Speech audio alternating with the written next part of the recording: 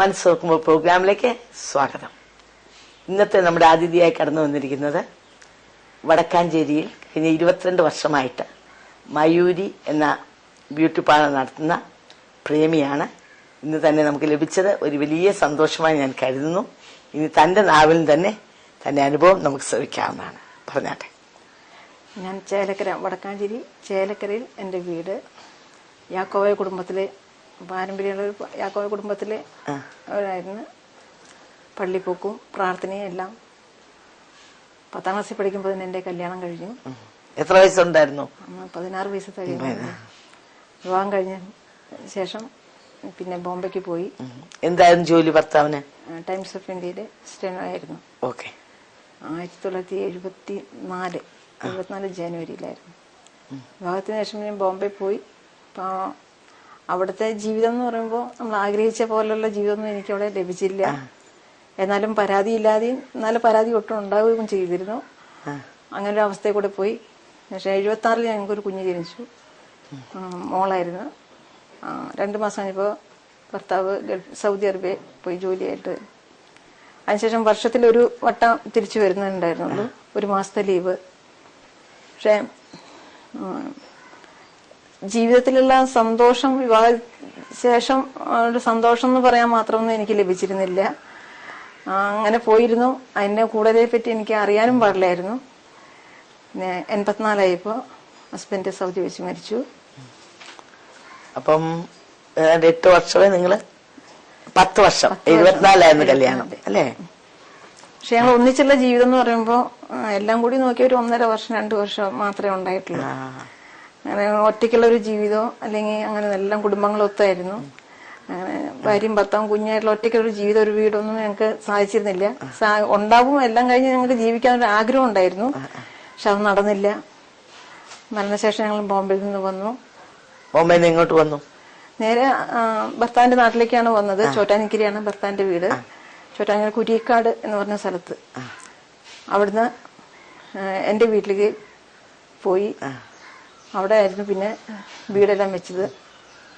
വീട് വെച്ച ശേഷം ഒറ്റയ്ക്കുള്ള താമസം എല്ലാം ആയിരുന്നു. പക്ഷെ വീട്ടിൽ നിന്നുള്ള ഒരു സ്നേഹവും സഹായവും അതൊന്നും എനിക്ക് ലഭിച്ചിരുന്നില്ല. ഞാനും മക്കളും ഒന്നിച്ചുള്ള ജീവിതം. ഇവിടെ എനിക്കൊരു പാർലർ ഞാൻ നടത്തിയിരുന്നു, ബ്യൂട്ടി പാർലർ. 2-3 വർഷത്തിന് ശേഷം ബ്യൂട്ടി പാർലർ നടത്തി. തന്നെ അധ്വാനിക്കാൻ തുടങ്ങി. പലപ്പോഴും ലോകത്തിന്റെ അവസ്ഥ ഇതാണല്ലോ. എന്ന് പറഞ്ഞാൽ ലോകത്തിന്റെ സ്നേഹമൊക്കെ ബൈബിൾ വായിക്കുന്നത് എങ്ങനെയാണ്? പെറ്റ തള്ള തന്റെ കുഞ്ഞിനെ മറക്കുമോ? ചിലപ്പോൾ മറന്നേക്കാം. ലോകത്തിന്റെ എല്ലാ സ്നേഹങ്ങളും ബന്ധങ്ങളും മാറിപ്പോകും. എന്നാൽ മറക്കാത്ത, തള്ളിക്കളയാത്ത ഒരു വ്യക്തിയേ ഉള്ളൂ, അത് യേശുക്രിസ്തു. ആ സത്യം മനസ്സിലാക്കാൻ ഞാൻ കുറെ താമസം എടുത്തു. പറഞ്ഞ കാരണം ഒരു തകർന്ന ജീവിതമായിരുന്നു എന്റെ ജീവിതത്തിലുണ്ടായിരുന്നത്. ഒരു സന്തോഷം, പുറമെ നോക്കുമ്പോൾ നല്ലൊരു വീട്, മക്കള്, നല്ലൊരു ബ്യൂട്ടി പാർലർ, ഒന്നിനും കുറവില്ല. പക്ഷെ വീട്ടിൽ വന്നു കയറിയാൽ നല്ല രുചികരമായ ഭക്ഷണങ്ങളെല്ലാം ഉണ്ടാക്കി ഞങ്ങൾ ഒന്നിച്ച്, ഞാനും മക്കളും കൂടെ ഒന്നിച്ചിരുന്നാലും ആ ഭക്ഷണം ഒരു സന്തോഷത്തോടെ കഴിക്കാൻ ഞങ്ങൾക്ക് കഴിഞ്ഞിരുന്നില്ല. പലപ്പോഴും മക്കളുള്ള സ്നേഹമുണ്ട്, അത് അവർക്ക് മനസ്സിലാക്കിയിരുന്നില്ല. എന്റെ എന്തെല്ലാം ആയ ഒരു നിയന്ത്രിക്കാൻ പറ്റാത്തൊരു ദേഷ്യം, സാമ്പത്തിക തകർച്ച, ഞെരുക്കം എന്ന് വേണ്ട ഒരു സ്ത്രീക്ക് സഹിക്കാവുന്നതിനപ്പുറമായിരുന്നു എന്റെ ജീവിതത്തിലുണ്ടായിരുന്നത്. അതൊന്നും ഇപ്പൊ പറഞ്ഞാൽ തീരുന്നതല്ല. എന്നിരുന്നാലും ഞാൻ ആ പള്ളിപ്പോക്കും പ്രാർത്ഥനയും കുർബാന ചൊല്ലിയും നേർച്ച കാഴ്ച വഴിപാടുകളെല്ലാം നടത്തിയതിനൊന്നും എനിക്കൊരു സമാധാനം കിട്ടിയിരുന്നില്ല. ഇതെല്ലാം ഒരു വശത്തുണ്ടെങ്കിലും യഥാർത്ഥ സമാധാനം ലഭിച്ചിരുന്നില്ല. അങ്ങനെ മോൾ വലുതായി. വലിയ മോളുടെ കല്യാണം കഴിഞ്ഞ് ആലുവയിൽ കല്യാണം കഴിച്ചു വിട്ടത്. ഇതിനോടൊക്കെ എനിക്ക് പ്രേക്ഷകരോട് പറയാനുള്ളത്, ഞങ്ങളെ ശ്രവിക്കുന്ന അനേകം ഈ അവസ്ഥയിൽ കൂടെ കടന്നു പോകുന്നവരായിരിക്കാം. ലോകത്തിൽ പുറമേ നോക്കിയാൽ നിങ്ങൾക്ക് എല്ലാം ഉണ്ട്, ജീവിക്കാനുള്ള ചുറ്റുപാടുകളുണ്ട്, വീടുണ്ടായിരിക്കാം, എല്ലാം ഉണ്ട്. എന്നാൽ ശൂന്യമായ അവസ്ഥ, അകത്ത് സമാധാനമില്ല, അകത്ത് സന്തോഷമില്ല, വേദനിക്കുന്ന അവസ്ഥ. പ്രേമി ഇപ്പൊ പറഞ്ഞു, രുചികരമായ ഭക്ഷണം ഉണ്ടാക്കി വെക്കും, പക്ഷെ കഴിക്കാനൊക്കത്തില്ല. കഴിക്കാനാകുമ്പോഴത്തേക്കും പ്രശ്നങ്ങള്, അതുകൊണ്ട് അവിടെ പിണക്കം ഉണ്ടാകുന്നു, തല്ലിപ്പിരിയുന്നു. ഇതുപോലെ ആയിരിക്കും നിങ്ങളുടെ ഭവനത്തിലെ അവസ്ഥ. എന്തെന്നറിയത്തില്ല, എവിടെന്നോ കയറി വരുന്ന പോലെ, കാറ്റ് അടിച്ചു കയറുന്ന പോലെ ആയിരിക്കും പ്രശ്നങ്ങൾ വരുന്നത്. എന്താണെന്ന് അറിയത്തില്ല, ആരുടെ കുറ്റമാണെന്ന് അറിയത്തില്ല. ഇതിന്റെ എല്ലാം പുറകിൽ പ്രവർത്തിക്കുന്ന ഒരു വ്യക്തിയുണ്ട്, അവന്റെ പേരാണ് പിശാച്. ബൈബിൾ ഇങ്ങനെ പറയുന്നു, അറുപ്പാനും മുടിപ്പാനും കൊല്ലുവാനും പിശാച് വരുന്നു. കുടുംബജീവിതങ്ങളെ തകർത്ത് പൊടിച്ച് സമാധാനമില്ലാതാക്കി, സന്തോഷമില്ലാതാക്കി, ഐശ്വര്യമില്ലാതാക്കി, ഇതുപോലെ തകർന്ന് കടന്നു പോകുന്ന വ്യക്തിയായിരിക്കാം നിങ്ങളും. എന്നാൽ പ്രേമിയുടെ അനുഭവങ്ങൾ നമുക്കൊരു വഴികാട്ടിയായി തീരട്ടെ. പറഞ്ഞിട്ട് എന്റെ കുഞ്ഞുങ്ങൾക്ക് ഒരു സന്തോഷം എന്നുള്ളത് എന്റെ ഭാഗത്ത് നിന്ന് കിട്ടിയിട്ടില്ല. അതെന്നെ ഒത്തിരി വേദനിപ്പിക്കുന്നുണ്ട്. അവർക്ക് എന്നിൽ നിന്ന് മാത്രമേ സ്നേഹം കിട്ടാനുള്ളൂ. അതെനിക്ക് വേണ്ട വിധത്തിൽ അവർക്ക് കൊടുക്കാൻ കഴിഞ്ഞില്ല. അത് ആരുടെ തെറ്റാണ് എന്ന് എനിക്കറിയില്ല. കുഞ്ഞുങ്ങൾ ഒരിക്കലും തെറ്റുകാരാവില്ലല്ലോ. പക്ഷെ ഒരു അമ്മയിൽ നിന്ന് കിട്ടണ്ട, അവരെ ഞാൻ വിചാരിക്കുന്ന അവർക്ക് നല്ല ഭക്ഷണം, നല്ല വസ്ത്രം, അവർക്ക് നല്ല രീതിയിൽ കൊണ്ടു നടക്കണം, അത് മാത്രമേ ഞാൻ ആഗ്രഹിച്ചുള്ളൂ. സ്നേഹം എന്റെ മനസ്സിനകത്ത് നിറയെ ഉണ്ട്, അത് പകർന്നു കൊടുക്കാൻ എനിക്ക് കഴിയുന്നില്ല. കാരണം അതിനേക്കാളും ഉപരി പ്രശ്നം കൊണ്ട് ഞാൻ ഇരിക്കുന്ന ഒരാള്. അതാണ് അവസ്ഥ. പ്രേമിക്ക് ഉള്ളിൽ സ്നേഹമുണ്ട്, പക്ഷെ അത് പ്രദർശിപ്പിക്കാൻ കഴിയുന്നില്ല. എന്തുകൊണ്ടെന്നാൽ ഇന്ന് നമ്മുടെ സമൂഹത്തിൽ അനേക സ്ത്രീകൾ കടന്നു പോകുന്ന അവസ്ഥ ഇതാണ്. എന്തെന്നാൽ നമ്മള് പ്രശ്നങ്ങൾ കൊണ്ട് വഴിമുട്ടി വിങ്ങിപ്പൊട്ടി, ആരും സഹായിക്കാനില്ല, ആരും ആശ്വാസത്തിനില്ല. ഇങ്ങനെ ഇരിക്കുമ്പോൾ നമുക്ക് നമ്മളോട് തന്നെ ഒരു അനുകമ്പയ, എന്നെ സഹായിക്കാൻ ആരുമില്ലല്ലോ, എന്നെ വഴി നിർത്താൻ ആരുമില്ലല്ലോ. അപ്പൊ ആ ഒരു വേദനയുടെ മധ്യത്തിൽ നമുക്ക് മറ്റുള്ളവരെ സ്നേഹിക്കാനോ ആ സ്നേഹം പകരാനോ നമുക്ക് കഴിയുന്നില്ല. മക്കളെ എന്നോട് ചോദിക്കും, അമ്മയ്ക്ക് പാർലറിൽ എല്ലാവരോടും നല്ല ഹാപ്പി ആയിട്ട് സന്തോഷകരമായി സംസാരിക്കാനും പെരുമാറാനും ഞങ്ങളോട് എന്താ ഇങ്ങനെ? പലപ്പോഴും ഞാൻ സ്വയം ചിന്തിക്കാറുണ്ട്, എന്താണ് ഇങ്ങനെ എന്നുള്ള ഞാൻ ചോദിക്കാറുണ്ട്. ഉത്തരം എനിക്ക് ലഭിച്ചിരുന്നില്ല. മോള് വലുതായി വിവാഹത്തിന് ശേഷം 2000 മോളുടെ വിവാഹം കഴിഞ്ഞത്. 2006 അവര് വേറൊരു സഭയിൽ ചേർന്നു എന്ന് പറഞ്ഞു. ഞാൻ അതിനോട് അത്ര വലിയ സന്തോഷം പ്രകടിപ്പിച്ചില്ല. കാരണം ഈ നിൽക്കുന്ന പള്ളി വിട്ടിട്ട് വേറെ സ്ഥലത്തേക്ക് പോകേണ്ട ആവശ്യം എന്ത്? അവിടെയും ദൈവം ഇവിടെയും ദൈവം. അതിനെന്ത്? അത് അമ്മയ്ക്ക് അറിയില്ല. അതിന്റെ ഒരു പ്രത്യേകതയുണ്ട് അമ്മേ, അത് അമ്മ വരണം എന്ന് പറഞ്ഞു. ഞാൻ ബൈബിൾ ഒന്നാണെങ്കിലും യഥാർത്ഥ സത്യം അവൾ മനസ്സിലാക്കി അല്ലേ? അപ്പൊ ഞാൻ ബൈബിളിൽ നിന്ന് ഓരോ വചനങ്ങൾ വായിക്കുമ്പോ ആ വചനം മുറുകെ പിടിക്കാൻ കൂടിയിട്ട് ശക്തമായിട്ട് എനിക്കത് കിട്ടിയിരുന്നില്ല. വചനം വായിക്കും, രാവിലെ വീട്ടിൽ നിന്ന് പോകുമ്പോൾ ഒരു വാക്യം വായിക്കും, വരുമ്പോഴും ഒരു വാക്യം വായിക്കും. കുഞ്ഞിൽ അതിന്റെ മക്കളെ ഞാനത് പഠിപ്പിച്ചിരുന്നു. സ്കൂളിൽ പോകുന്നതിന് മുന്നേ ഒരു വാക്യം വായിക്കണം, പുറത്ത് എവിടെ പോകണേയും വായിക്കണം, വരുമ്പോഴും നിങ്ങൾ വായിക്കണം. അപ്പൊ അങ്ങനെ മോളുടെ വിവാഹത്തിന് ശേഷം ഇങ്ങനെ 2006 മോളിങ്ങനെ പറഞ്ഞമ്മ ഞങ്ങൾ ചർച്ചയിൽ പോകുന്നുണ്ട്. അപ്പൊ അതിനോട് എനിക്ക് വലിയ താല്പര്യം ഉണ്ടായിരുന്നില്ല. അവർ പോയതിനു ശേഷം അവരുടെ വീട്ടിൽ പ്രാർത്ഥന നടത്തുന്നുകൊണ്ടിരിക്കുമ്പോൾ പറഞ്ഞു, അമ്മ തീർച്ചയായിട്ടും ഒന്ന് വരണം. സന്ധ്യക്കാണ് അമ്മയ്ക്ക് പാർലർ പൂട്ടി, ഒരു ഉച്ചയാകുമ്പോൾ വീട്ടിൽ നിന്ന് ഇറങ്ങുക, സന്ധ്യ ഒരു 7 മണിയോട് കൂടി തുടങ്ങും, അമ്മ വരണം പറഞ്ഞു. ശരി വരാം, അത് സന്തോഷമുള്ളൊരു കാര്യം. പ്രാർത്ഥന എന്ന് പറയുമ്പോൾ എനിക്ക് ഇഷ്ടമുള്ള ഒരു കാര്യമാണ്. അപ്പൊ നമ്മൾ ആ ഭാരപ്പെട്ട് സന്തോഷം ഇല്ലാതിരിക്കുക, സന്തോഷം ഇല്ലാതിരിക്കുന്ന സമയമാണ്. കാരണം വലിയ മോള് കല്യാണം കഴിഞ്ഞു പോയാൽ ഒരു കുറച്ച് ഭാരം കഴിഞ്ഞു. ഭാരമല്ല, മക്കളൊരിക്കലും ഭാരമായി തീരുന്നില്ല, പക്ഷെ ഒരു നീറുന്നൊരു അവസ്ഥക്കൊരു പറയാൻ പറ്റാത്ത ഒരു വേദനയായിരുന്നു എന്റെ ഹൃദയം മുഴുവനും. സന്തോഷം എന്നില്ല, ഞെരുക്കം, ഒരു ജീവിതത്തിൽ നരകതുല്യമായിട്ട് ഞങ്ങൾ ജീവിച്ചൊരു അവസ്ഥയായിരുന്നു. സന്തോഷം എന്താ, സമാധാനം എന്താ അറിയാനില്ല. മക്കളായിട്ടൊന്ന് സന്തോഷിച്ച് പൊട്ടിച്ചിരിച്ച് എവിടെയെങ്കിലും പോകാനും കഴിയുന്നില്ല. പോയാൽ അപ്പം അവിടെ വഴക്കുണ്ടാക്കിയിട്ടേ പോരുള്ളൂ. അപ്പോ ഇതെങ്ങനെ സംഭവിച്ചെന്നും എനിക്ക് അറിയുന്നില്ല. ഞങ്ങൾ കേൾക്കുന്ന പ്രേക്ഷകരില് അനേകർ ഈ അവസ്ഥയിൽ കൂടെ കടന്നു പോകുന്നവർ കാണാം. നിങ്ങൾക്ക് തന്നെ മനസ്സിലാകുന്നില്ല, നിങ്ങൾ തന്നെ അറിയാത്ത എന്തോ ഒരു വേദന നിങ്ങളെങ്ങനെ ആഴ്ത്തിക്കൊണ്ടിരിക്കുക. ഇതിൽ നിന്ന് എനിക്കൊരു വിമോചനം ഉണ്ടോ? ഇതിൽ നിന്ന് ആരെന്നെ വിട്ടുവയ്ക്കും? എനിക്കൊരു ശാന്തി, എനിക്കൊരു സമാധാനം ഇവിടെ നിന്ന് ലഭിക്കും? നമ്മുടെ സമൂഹത്തിൽ അനേക സ്ത്രീകൾ ഇതുപോലെ പിങ്ങിപ്പൊട്ടുന്നവരാ. എന്തെന്നാൽ നമ്മളോടൊരു നല്ല വാക്ക് പറയാൻ ആരുമില്ല, നമ്മുടെ വേദന കാണുവാൻ ആരുമില്ല, നമ്മളെ ആശ്വസിപ്പിക്കാൻ മറ്റുള്ളവർ കഴിയുന്നില്ല, എന്നെ ആരും മനസ്സിലാക്കുന്നില്ലല്ലോ, എന്തുകൊണ്ടാണ് എന്ന് പറഞ്ഞ് വളരെയധികം ഉള്ളിന്റെ ഉള്ളിൽ നീറിക്കൊണ്ടിരിക്കുന്ന അവസ്ഥ. പലപ്പോഴും കുഞ്ഞുങ്ങൾക്ക് പോലും നമ്മളെ മനസ്സിലാക്കാൻ കഴിയുന്നില്ല. കുഞ്ഞുങ്ങളുടെ അവരവരുടെ കാര്യങ്ങൾ നോക്കുന്നു. എന്നാൽ ഇത്രയും കഷ്ടപ്പെട്ട് പ്രേമി പറഞ്ഞതുപോലെ താൻ കഠിനാധ്വാനം ചെയ്യുന്നു, പൈസ ഉണ്ടാക്കുന്നു, കുഞ്ഞുങ്ങളെ വളർത്തുന്നു, എന്നാൽ എങ്ങും ഒരു സമാധാനം കണ്ടെത്താൻ വയ്യാത്ത അവസ്ഥ. ഇതിനൊക്കെ ഈ ശൂന്യതയെ നികത്തുവാൻ മറ്റാർക്കും കഴിയത്തില്ല. ഇതുപോലെ വേദനിക്കുന്ന ഹൃദയങ്ങളോടാണ് ഞാനിപ്പോ സംസാരിക്കുന്നത്. നിങ്ങൾ ആര് തന്നെയാണെങ്കിലും നിങ്ങളുടെ നിലവിളിക്ക് ഇന്ന് ദൈവം മറുപടി തരികയാണ് പ്രേമിയുടെ സാക്ഷ്യത്തിൽ കൂടെ. പറഞ്ഞിട്ട് മക്കൾക്ക് ഞാൻ അമ്മ എന്ന് പറയുന്നതിനൊരു പേടിയായിരുന്നു. അവസ്ഥയിൽ കൂടെ പോയി. ഇനി വിവാഹത്തിന് ശേഷം മോളുടെ വീട്ടിൽ പ്രാർത്ഥന നടത്തിയെന്ന് പറഞ്ഞല്ലോ. ആ പ്രാർത്ഥനയ്ക്ക് എന്നെ വിളിച്ചു, ഞാൻ ചെന്നു. സാധാരണഗതിയിൽ അവിടെ ചെന്ന് കഴിഞ്ഞപ്പോൾ ഒരു 10-20 പേരുണ്ടായിരുന്നു, വീട്ടിലായിരുന്നു. അവിടെ ഇരുന്നപ്പോ എനിക്ക് യാതൊരു പരിചയമില്ലാത്ത മോളും മോളുടെ ഹസ്ബൻഡിന്റെ വീട്ടുകാരെ മാത്രമേ എനിക്കറിയുള്ളൂ, മറ്റുള്ളവരൊന്നും എനിക്ക് അറിയില്ലായിരുന്നു. വന്ന് ചെറുപ്പക്കാരായ 2 പേര് അവിടെ ദേവദാസന്മാർ പ്രാർത്ഥിക്കുന്നുണ്ടായിരുന്നു. അതിലൊന്ന് പാസ്റ്റർ എബി, പാസ്റ്റർ ജോബായി, എറണാകുളം എക്സോസ് ചർച്ചിലത്തെ. അപ്പോൾ അവരിൽ കൂടി ഇങ്ങനെ പ്രാർത്ഥന കേട്ടപ്പോ, സാധാരണ പെന്റിക്കോസ് സഭ എന്ന് പറയുമ്പോൾ പ്രാർത്ഥിക്കുമ്പോ പ്രസംഗം എന്ന് പറയുമ്പോൾ പൊതുവെ എനിക്കൊരു മടുപ്പായിരുന്നു. ഒരു അങ്ങനെ വചനങ്ങൾ പറഞ്ഞു ഇങ്ങനെ പറയുന്ന കൂട്ടത്തില്. പക്ഷെ അതെനിക്ക് വളരെ ലളിതവും രസകരമായ ഒരു പ്രസംഗം പോലെ എനിക്ക് തോന്നി. പ്രാർത്ഥന കഴിഞ്ഞ വശം എന്നോട് എന്റെ മരുമകൻ പറഞ്ഞു, അമ്മ ഒന്ന് ആ ദേവദാസനോട് പ്രാർത്ഥിക്കണം, അമ്മ വിഷയം ഒന്ന് പറഞ്ഞോളൂ പറഞ്ഞു. പക്ഷെ എന്റെ അടുത്ത് വന്നപ്പോ എനിക്ക് വിഷയം പറയാൻ പോലും ഒരു മിനിറ്റ് പോലും എനിക്ക് തന്നില്ല. ദേവദാസന്റെ തലയിൽ കൈവച്ചുകൊണ്ട് പ്രാർത്ഥിച്ചപ്പോ എന്റെ കഴിഞ്ഞ ജീവിതത്തിലുള്ള സംഭവങ്ങൾ ചിലതെല്ലാം ഇങ്ങനെ എടുത്തെടുത്ത് പറഞ്ഞപ്പോ ഞാനങ്ങ് അതിശയിച്ചു പോയി. ദൈവം ഇതെന്തു? ദൈവത്തിന് പരിശുദ്ധാത്മാവ് നമ്മളോട് സംസാരിക്കുകയായിരുന്നു. തീർച്ചയായിട്ടും ഞാനും അതിശയിച്ചു പോയി. ഇത് എങ്ങനെ? ഇദ്ദേഹത്തിന് ഞാൻ അറിയുന്നില്ല, അദ്ദേഹം എന്നെ അറിയുന്നില്ല, പരിചയപ്പെടുത്തി കൊടുത്തിട്ടില്ല. അപ്പൊ ഞാൻ മനസ്സിലാക്കി ഇത് ദൈവത്തിന്റെ കരം. അപ്പൊ ഞാൻ പ്രാർത്ഥിച്ചു കഴിഞ്ഞപ്പോ പാസ്റ്റർ പ്രാർത്ഥിച്ചു കഴിഞ്ഞപ്പോ എന്നോട് പറഞ്ഞു, ആന്റി യേശുവിനെ രക്ഷിതാവായി സ്വീകരിക്കാൻ തയ്യാറാണോ? തീർച്ചയായിട്ടും.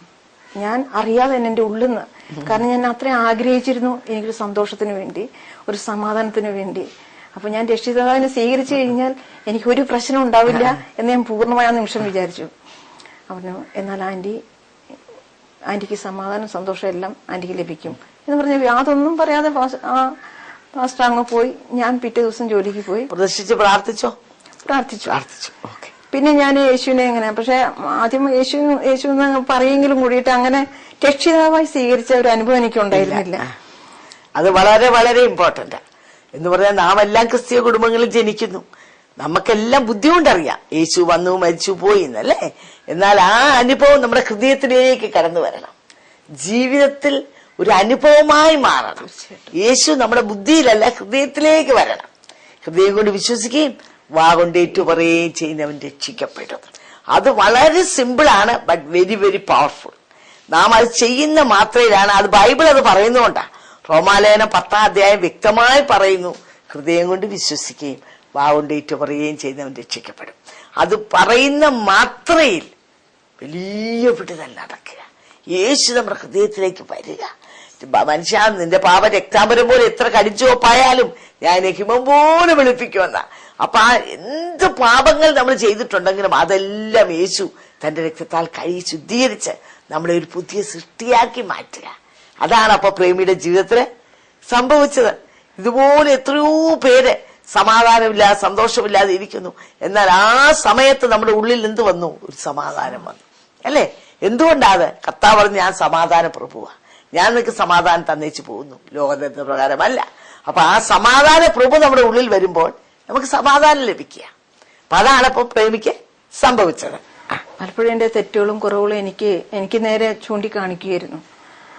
അപ്പൊ ഞാൻ പലപ്പോഴും ദൈവത്തോട് ഞാൻ ഇങ്ങനെ യേശുവിനെ രക്ഷിതാവായി സ്വീകരിച്ചു എന്ന് പറഞ്ഞപ്പോ ഞാൻ സ്വയം ഏറ്റെടുത്തപ്പോ തന്നെ എന്റെ കുറവുകളെല്ലാം ഞാൻ കാണാൻ തുടങ്ങി, എന്റെ തെറ്റുകളെല്ലാം ഞാൻ കാണാൻ തുടങ്ങി. അപ്പൊ ഞാൻ പറഞ്ഞു, ദൈവമേ, എനിക്കൊരു വിടുതൽ വേണം, എനിക്കൊരു പുതിയൊരു ദേശം വേണം, പുതിയൊരു വീട് വേണം, പുതിയൊരു സഭ എനിക്ക് വേണം. കാരണം ഈ സഭയിൽ നിന്നുകൊണ്ട് എനിക്ക് ഒരിക്കലും ദൈവത്തെ സ്വീകരിക്കാൻ, യേശുവിനെ സ്വീകരിക്കാൻ കഴിയില്ല. അപ്പൊ അതെല്ലാം എന്റെ മനസ്സിന്റെ ഒരു ആഗ്രഹമായിരുന്നു. ആഗ്രഹം എന്ന് പറഞ്ഞാൽ ഉള്ളിന്റെ ഉള്ളിൽ നിന്ന് വന്നൊരു ആഗ്രഹം, ഒരു പുതുക്കത്തിലേക്ക്. അത് സാധ്യമാവുമെന്ന് ചോദിച്ചാൽ ആ അവസ്ഥയിൽ നിൽക്കുമ്പോൾ എനിക്ക് ഒരിക്കലും സാധിക്കില്ല. പക്ഷെ എന്റെ ഹൃദയം പറഞ്ഞിരുന്നു, നിനക്കിത് സാധ്യമാകും, നിനക്കിത് സാധ്യമാകും. അപ്പൊ ഞാൻ പ്രാർത്ഥിച്ചുകൊണ്ടിരുന്ന് എനിക്കത് കിട്ടണം, എനിക്ക് പുതിയൊരാളാവണം. അപ്പോഴും എനിക്ക് യേശുവിന്റെ ഓരോ വചനങ്ങൾ എനിക്കാണ്, മകളെ നീ ഭയപ്പെടേണ്ട, നിന്റെ വിശ്വാസം നിന്നെ രക്ഷിച്ചിരിക്കുന്നു. ഇങ്ങനെ എനിക്കിങ്ങനെ എപ്പോഴും കേൾക്കുന്ന വിധത്തിലുള്ള ഓരോ വാക്യങ്ങൾ എന്റെ ഹൃദയത്തിൽ വരുമായിരുന്നു. എത്രത്തോളം സ്നേഹിക്കുന്നു, എന്നെ ഒത്തിരി സ്നേഹിക്കുന്നു. ദൈവനെ പറഞ്ഞ അതല്ലേ, ഒരുവൻ ക്രിസ്തുവിലായാൽ പുതിയ സൃഷ്ടി. കണ്ടാലും പഴയതെല്ലാം വേദനിക്കുന്ന, ഭാരപ്പെടുന്ന, തകർന്നിരുന്ന, എന്ത് ചെയ്യണമെന്ന് അറിയാതെ കുഴഞ്ഞിരുന്ന ജീവിതം അതെല്ലാം മാറിയിട്ട് ഒരു പുതിയ സൃഷ്ടിയായിത്തീരും, ഒരു പുതിയ ജീവിതമായിത്തീരും. എത്ര അനുഗ്രഹിക്കപ്പെട്ട അവസ്ഥ അല്ലേ? തീർച്ചയായിട്ടും പറഞ്ഞാട്ടെ. അതിനുശേഷം ഞാൻ അങ്ങനെ പോയെങ്കിലും കൂടിയിട്ട് യേശുവിന്റെ രക്ഷിതമായി മനസ്സിൽ സ്വീകരിച്ചെങ്കിലും കൂടി ഞാൻ അതിനെ മുന്നോട്ട് പിന്നെ ഒന്നിനും പോയില്ല. കാരണം യാദൃശ്ചികമായി ഇങ്ങനെ നമ്മുടെ ജീവിതത്തിലെ ഇങ്ങനെ ജോലിക്ക് പോകാൻ വരിക അങ്ങനെയാണെങ്കിലും മോൾ ഒരു ദിവസം വീട്ടിൽ വന്നു കഴിഞ്ഞപ്പോൾ എന്നോട് പറഞ്ഞു, അമ്മേ ഞങ്ങൾ ചർച്ചിലേക്ക് ഒന്ന് പോവാ. അപ്പൊ എന്തിനാ മോളെ ചർച്ചിലേക്ക് വരുന്നത്? ഞാൻ കേട്ടതല്ല, ഇനിയിപ്പോ പള്ളി വിട്ടിട്ട് ഒരു കാര്യം എനിക്കില്ല, പള്ളിയിലെ യേശു തന്നെ ഉണ്ട്. അല്ല അമ്മ, അതിനൊരു വ്യത്യാസമുണ്ട്, അമ്മ എന്തായാലും ഇതിലേക്ക് വരണം. അപ്പൊ ഞാൻ കുറച്ച് ദേഷ്യപ്പെട്ടു. അപ്പോഴും അമ്മ എന്തായാലും നോക്കിക്കോ, അടുത്ത വർഷം അമ്മ, അത് ജനുവരി 6 തീയതി അവൾ എന്നോട് പറഞ്ഞു, ഒരു ഫെബ്രുവരി മാസത്തിലായിരുന്നു എന്നോട് പറഞ്ഞത്, അടുത്ത ജനുവരി 6 തീയതി, അന്ന് ഒരു പ്രത്യേക ദിവസം കൂടിയായിരുന്നു, അന്ന് അമ്മ സ്നാനപ്പെട്ടു. ശരിക്കും ഡേറ്റ് അടക്കം മോള് പറഞ്ഞു കഴിഞ്ഞപ്പോ ഞാനത് അത്ര നിസ്സാരമാക്കി കളഞ്ഞു, കാര്യമായി എടുത്തില്ല. മോളത് പറഞ്ഞ എന്തെന്നാൽ അവളുടെ സ്വന്തം ആലോചനയല്ല, ബൈബിൾ അത് പറയുന്നുണ്ടാ. വിശ്വസിക്ക്, സ്നാനമേൽക്കുകയും ചെയ്യുന്നവൻ രക്ഷിക്കപ്പെടും എന്ന് ബൈബിളിൽ പറയുന്നുണ്ട്. അതാ മോളത് പറയാൻ കാരണം. അപ്പൊ അങ്ങനെ പറഞ്ഞും കൂടിയിട്ട് അങ്ങനെ വിട്ടു. അങ്ങനെ വിട്ടെങ്കിലും കൂടി ഞാൻ ഇവരെ ചർച്ചിൽ പോയി, മോള് പറഞ്ഞ ചർച്ചിൽ പോയി, എറണാകുളം എക്സോഡസ് ചർച്ച്, MG റോഡിന്റെ ആ ഭാഗത്തായിട്ട്. അപ്പൊ ഞാൻ ചെന്ന് കഴിഞ്ഞപ്പോ എനിക്ക് പള്ളി ചെന്ന ഒരു പ്രതീതിയല്ല. പള്ളിയിൽ ചെല്ലുമ്പോ നമുക്ക് വേറൊരു ചട്ടക്കൂട്ടിൽ നിൽക്കുകയാണ്. ഇവിടെ ചെന്നപ്പോ ഒരു രസകരമായ ഒരു അന്തരീക്ഷമായിരുന്നു, സന്തോഷം, ഒരു സന്തോഷം, നല്ല തണുപ്പൊക്കെ ഉണ്ട്. പിന്നെ എല്ലാവരും നല്ല, പക്ഷെ എന്തെല്ലാം വേഷത്തിലിരുന്നാലും അവിടെ ഞാൻ കണ്ടത് പരസ്പരം ആരും നോക്കുന്നില്ല. അവരവിടെ പറയുന്ന ആ ആരാധന എന്ന് വെച്ചാൽ മെസ്സേജിൽ കൂടി ഒരു പ്രാർത്ഥന എല്ലാം എനിക്ക് വല്ലാത്തൊരു അനുഭവമായിരുന്നു. കാരണം ആദ്യം കാണുന്ന ഒരു കാഴ്ചയായിരുന്നു അത്. എല്ലാരും ദൈവത്തെ നോക്കിക്കൊണ്ടിരിക്കുക. പള്ളിയിൽ പോകുമ്പോ എല്ലാരും അങ്ങോട്ടും ഇങ്ങോട്ടും നോക്കിയെല്ലാം സാരി ആഭരണം അങ്ങനെ വന്നതെല്ലാം നോക്കും. അങ്ങനെയായിരുന്നു, സത്യം അതായിരുന്നു. പിന്നെ അവിടെ അച്ഛൻ പറയുമ്പോ അതിന്റെ ഏറ്റു പറയാന്ന് പറഞ്ഞു. ഇവിടെ അങ്ങനെയല്ല, സ്വയം അടുത്ത ദേവദാസന്മാര് പറയും, നിങ്ങൾ വായ അടച്ചു വെക്കാൻ, വാ തുറന്ന് ദൈവത്തെ സ്തുതിക്കുക. ആ സ്തുതിക്കുമ്പോഴാണ് നിങ്ങൾക്കുള്ള അനുഗ്രഹങ്ങൾ വരുന്നതെന്ന്. അത് ശരിക്കും ഒരു അനുഭവമായിരുന്നു അത്. അപ്പൊ അങ്ങനെ കഴിഞ്ഞിട്ട് 1-2 വട്ടം കഴിഞ്ഞപ്പോ എന്റെ മനസ്സ് ശക്തമായിട്ട് തോന്നി സ്നാനപ്പെടണം. അപ്പൊ സ്നാനപ്പെടുന്നതിന് മുന്നേ എന്നോട് പറഞ്ഞത്, രക്ഷ പ്രാപിച്ചു, സ്നാനപ്പെട്ട് കഴിഞ്ഞ പിന്നെ കഷ്ടപ്പാടുകളൊന്നും ഇല്ല എന്നുള്ളൊരു തോന്നലായിരുന്നു നമുക്ക്. എനിക്ക് അങ്ങനെ ഉണ്ടായിരുന്നു. അപ്പൊ അങ്ങനെ വന്നു കഴിഞ്ഞപ്പോ ഞാൻ സ്നാനപ്പെടുകയും മാത്രമല്ല, ചെറിയ മോളും കൂടി, അവള് +1 പഠിക്കുകയാണ്. മോൾക്ക് ഇതിനോട് വലിയ അഭിപ്രായമില്ല. മോൾക്ക് പള്ളി കുറെ കൂട്ടുകാരൊക്കെ ഉണ്ട്, പിന്നെ സൺഡേ സ്കൂളിൽ പോകാൻ ഒരു പ്രോഗ്രാം അങ്ങനെയൊക്കെ ഉണ്ട്. അപ്പൊ അമ്മ സ്നാനപ്പെട്ട് നമുക്കൊരു പരിചയമില്ലാത്തൊരു സഭ, നമ്മൾ പരിചയമില്ലാത്തൊരു സ്ഥലം, കുഞ്ഞേച്ചി അങ്ങനെ പോയെങ്കിലും കൂട്ടിയിട്ട് എനിക്ക് അതിൽ ഉൾക്കൊള്ളാൻ കഴിയണ എങ്ങനെയാ? അമ്മയ്ക്ക് നിർബന്ധമാണെങ്കിൽ ഞാൻ വേണ്ട മോളെ. അപ്പൊ ഞങ്ങള് പാസ്റ്റേഴ്സ് പറഞ്ഞിട്ടുണ്ടായിരുന്നു, ഒരിക്കലും ഒരാളുടെ നിർബന്ധത്തിൽ വരരുത്, പൂർണ്ണ ഒരുക്കത്തോടുകൂടി വരണം. അങ്ങനെ ആകുമ്പോ മോളെ ഒരു ദിവസം എന്നോട് പറഞ്ഞു, ശരി അമ്മ, ഞാൻ ഇന്ന് ഒരുങ്ങി, ഞാൻ വരാം, നമുക്ക് ഒന്നിച്ച് സ്നാനപ്പെടാം. അതിന്റെ കാരണം എന്താണെന്ന് എനിക്കറിയില്ല, ആ ഒരു ദിവസം ലീവ് വേണമായിരിക്കും. പക്ഷെ ആള് അന്ന് എന്നോട് പറഞ്ഞു പോകാന്ന് പറഞ്ഞപ്പോ ഞാൻ ആ കിട്ടിയ അവസരം കളഞ്ഞില്ല. തക്ക സമയത്ത് തന്നെ ഞാൻ വിളിച്ചു പറഞ്ഞു, എന്തായാലും ഞങ്ങൾ ഇന്ന് വരും, ഞങ്ങൾ ഒരുങ്ങിയിട്ട് വരുന്നുണ്ടെന്ന് പറഞ്ഞു. ഒരു ഉച്ചയോട് കൂടിയിട്ട് ഞങ്ങൾ ചെന്നു. 2007 ജനുവരി ഒരു ശനിയാഴ്ച ദിവസമായിരുന്നു 6-ാം തീയതി. അങ്ങനെ ഞങ്ങൾ അവിടെ പോയി സ്നാനപ്പെട്ട് കഴിഞ്ഞപ്പോൾ ഞാൻ വെച്ചു, ദൈവമേ കഷ്ടപ്പാടുകളെല്ലാം തീർന്നു, സുഖകരമായ ജീവിതമായിരിക്കും എനിക്ക് കിട്ടുക എന്നുള്ളത്. പിറ്റേ ദിവസം ഞാൻ ഞായറാഴ്ച ചർച്ചിൽ തന്നെ പോയി. ചർച്ചിൽ പോയി കഴിഞ്ഞപ്പോൾ അന്നത്തെ ഞാൻ ഇങ്ങനെ വിചാരിച്ചിരുന്നുണ്ടാവും ചർച്ചിനകത്ത് ഇരുന്നത്, ആരാധനയ്ക്ക് ഇരുന്ന് കഴിഞ്ഞപ്പോൾ അവിടുത്തെ പാസ്റ്റർ പറഞ്ഞു, സ്നാനപ്പെട്ടുകൊണ്ട് നമ്മുടെ കഷ്ടം എല്ലാം തീർന്നു എന്ന് ആരും വിചാരിക്കരുത്. ഇതുവരെ നിങ്ങൾക്കുണ്ടായിരുന്ന കഷ്ടതയിൽ വിടുതലില്ലായിരുന്നു. പക്ഷെ ദൈവത്തെ സ്വീകരിച്ച്, യേശുവിനെ സ്വീകരിച്ച്, യേശുവിനെ രക്ഷിതാവായി സ്വീകരിച്ച് സ്നാനപ്പെട്ട് നിങ്ങൾ വന്നിട്ടുണ്ടെങ്കിൽ നിങ്ങളുടെ കഷ്ടതകൾക്ക് ദൈവത്തോട് പ്രാർത്ഥിക്കുമ്പോൾ നിങ്ങൾക്ക് അതിനൊരു വിടുതൽ ലഭിക്കും. ആദ്യം ഞാൻ കേട്ടപ്പോൾ വെച്ചു, ദൈവമേ സ്നാനപ്പെട്ട് കഴിഞ്ഞപ്പോൾ ഇനി രക്ഷയൊന്നും, ഇനിയും ഞാൻ കഷ്ടപ്പെടണോ? എത്ര പ്രാർത്ഥിച്ചു കഴിഞ്ഞു, എനിക്കൊരു രക്ഷയുണ്ടായിരുന്നില്ല. ഇനി ഞാൻ സ്നാനപ്പെട്ട് കഴിഞ്ഞിട്ടും ഇത് ഞാൻ കൊണ്ട് നടക്കണോ? അതിന് കാരണമായിട്ട് ഫസ്റ്റ് ആ യേശുവിന്റെ ആ ഉപവാസശേഷമുള്ള അങ്ങനെയുള്ള കഷ്ടപ്പാട്, പിശാചി പരീക്ഷിച്ച കാര്യങ്ങളെല്ലാം പറഞ്ഞു. ഇത് നമുക്കൊരു ബാധകമാണ് എന്ന ഒരു ഇതിലാണ് പറഞ്ഞത്. പക്ഷെ അത് എനിക്ക് ഉൾക്കൊള്ളാൻ കഴിഞ്ഞില്ല. ഇനിയൊരു കഷ്ടപ്പാടിന് എനിക്ക് വയ്യ. കഷ്ടപ്പാട് സഹിച്ച് നമ്മൾ അങ്ങ് തകർന്നു പോയി. തളർന്നതല്ല, തകർന്നു പോയി. അതിന് എനിക്ക് ഇനി ഇത് കൊണ്ടു നടക്കാനുള്ള ശക്തിയില്ല. അപ്പോഴാണ് എൻ്റെ ഒരു വചനം, ഞാൻ നിന്നെ ഒരു നാളും കൈവിടുകയില്ല, ഉപേക്ഷിക്കുകയില്ല. എബ്രായർ എഴുതിയ സുവിശേഷത്തിന്റെ 13 അങ്ങനെ ഒരു വാക്യം കിട്ടിയപ്പോൾ എൻ്റെ ഉള്ളില് ഞാൻ ശരി, ഇനി എനിക്ക് കഴിഞ്ഞ തവണ പോലുള്ള തകർച്ച ഉണ്ടാവില്ല, ഒരു വിടുതൽ എന്തായാലും ലഭിക്കുന്നുള്ളത് അറിയായിരുന്നു. അങ്ങനെ ഞാൻ പ്രാർത്ഥിക്കാൻ തുടങ്ങി. ദൈവം വലിയൊരു പറയാൻ പറ്റാത്ത രീതിയിലുള്ള ഒരു സമാധാന നിമിഷം എനിക്ക് തന്നു. അതാണ് ഈ ക്രിസ്തുവിൽ കൂടുള്ള സമാധാനം എന്ന് പറഞ്ഞാൽ. ഏത് പ്രശ്നങ്ങൾ കൂടെ നാം കടന്നു പോയാലും നമ്മുടെ ഉള്ളിന്റെ ഉള്ളിൽ ഒരു സമാധാനം. രാത്രി അത്താഴത്തിന് കഞ്ഞിക്ക് അരിയില്ലെങ്കിലും ദൈവത്തെ വിളിച്ച് പ്രാർത്ഥിച്ചു കഴിയുന്ന ഒരു ചെറ്റപ്പരയ്ക്കകത്തുള്ള വ്യക്തികൾ അനുഭവിക്കുന്ന സമാധാനവും സന്തോഷവും കൊട്ടാരത്തിൽ എല്ലാം ഉള്ളവർക്ക് ഇല്ല, അല്ലേ? അപ്പൊ അത് ക്രിസ്തുവിൽ കൂടെ മാത്രമേ ആ സമാധാനം നമുക്ക് ലഭിക്കാൻ കഴിയത്തുള്ളൂ. ഈ ലോകത്ത് കഷ്ടമില്ലെന്നല്ല, കർത്താവ് പറഞ്ഞ ലോകത്തിൽ നിങ്ങൾക്ക് കഷ്ടമുണ്ട്, എങ്കിലും ധൈര്യപ്പെടുവിൻ, ഞാൻ ലോകത്തെ ജയിച്ചിരിക്കുന്നു. ഞങ്ങൾ കേൾക്കുന്ന പ്രേക്ഷകരോട് ഇതിന്റെ മധ്യത്തിൽ എനിക്ക് പറയാനുള്ള ഇതാണ്, പ്രേമി അനേക കഷ്ടങ്ങൾ കൂടെ കടന്നുപോയി. ഞെരുക്കങ്ങൾ, ബുദ്ധിമുട്ടുകൾ, വേദനകൾ, കണ്ണുനീരിന്റെ അവസ്ഥ, ആരും ആശ്വസിപ്പിക്കാനില്ലാത്ത അവസ്ഥ, ഇതിൽ കൂടെയൊക്കെയും താൻ കടന്നുപോയി. എന്നാൽ തന്റെ ജീവിതത്തിൽ യേശുവിനെ കണ്ടുമുട്ടി കഴിഞ്ഞപ്പോൾ അവിടെയുള്ള ദേവദാസൻ ഇങ്ങനെ പ്രസംഗിച്ചെന്ന് പറഞ്ഞു, നിങ്ങള് രക്ഷിക്കപ്പെട്ടു, സ്നാനപ്പെട്ടു എന്നൊക്കെ പറഞ്ഞുകൊണ്ട് ഇനി നിങ്ങൾക്ക് കഷ്ടമില്ലെന്നല്ല, ഇനിയും പ്രശ്നങ്ങൾ നിങ്ങളുടെ ജീവിതങ്ങൾ കടന്നു വരും. എന്നാൽ ഒരു വ്യത്യാസമുണ്ട്. നേരത്തെ കഷ്ടങ്ങളിൽ നിങ്ങൾക്ക് ആശ്വാസം പകരുവാൻ ആരുമില്ലായിരുന്നു. എന്നാൽ ഇനിയുള്ള കഷ്ടങ്ങളിൽ ഞാൻ നിന്നോട് കൂടെയുണ്ട്, ഞാൻ നിന്നെ തള്ളിക്കളയില്ല, ഞാൻ നിന്നെ ഉപേക്ഷിക്കയില്ല എന്ന് പറയുന്ന ശബ്ദവുമായി ഒരു അരുമനാഥൻ, സ്നേഹിക്കുന്ന ഒരു വ്യക്തി, പറ്റതലേക്കാൾ ഉറ്റു സ്നേഹിക്കുന്ന ഒരു വ്യക്തി. ഞങ്ങളെ കേൾക്കുന്ന എന്റെ പ്രിയ പ്രേക്ഷകരോട് എനിക്ക് പറയാനുള്ളതാണ്, നിങ്ങൾ ഇന്ന് വേദനയിൽ കൂടെ കടന്നു പോവുകയാണോ, പ്രശ്നങ്ങളിൽ കൂടെ കടന്നു പോവുകയാണോ, കർത്താവിന് നിങ്ങളോടും പറയാനുള്ള ഇതാണ്, ആരെല്ലാം മറന്നാലും ഞാൻ നിന്നെ മറക്കത്തില്ല, ഞാൻ നിന്നെ ഉപേക്ഷിക്കുകയില്ല, ഞാൻ നിന്നെ കൈവിടുകയില്ല.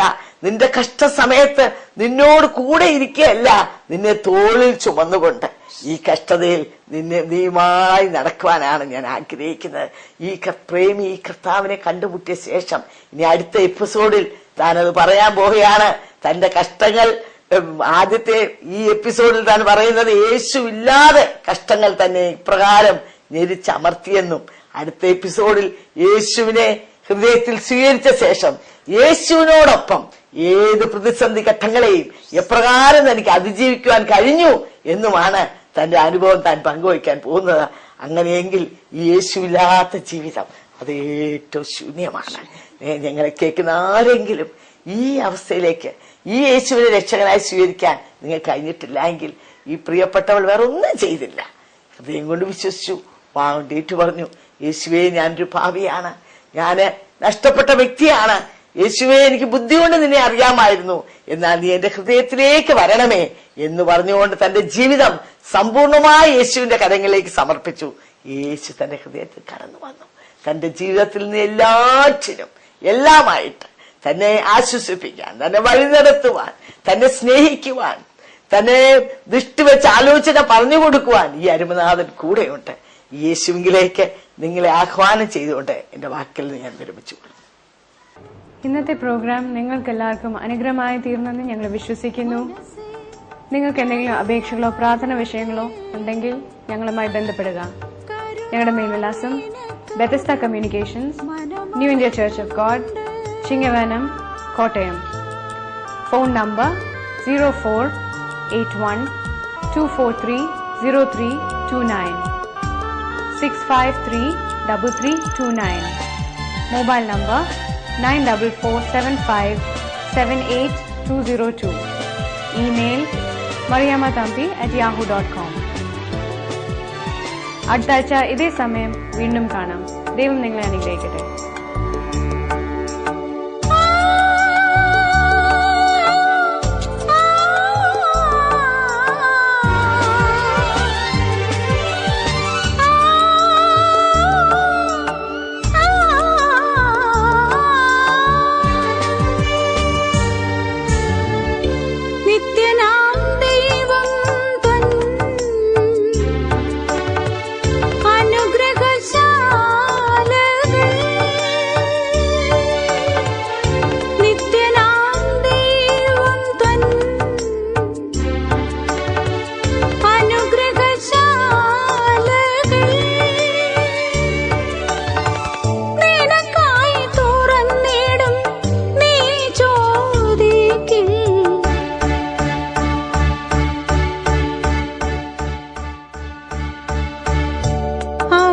ആകാശപറവകൾ വിതയ്ക്കുന്നില്ല, അവനവനവകാശം ന്യായമായി കൊടുക്കും. മനസ്സേ വ്യാകുലമരുതേ, കരുതാൻ നിനക്കവൻ.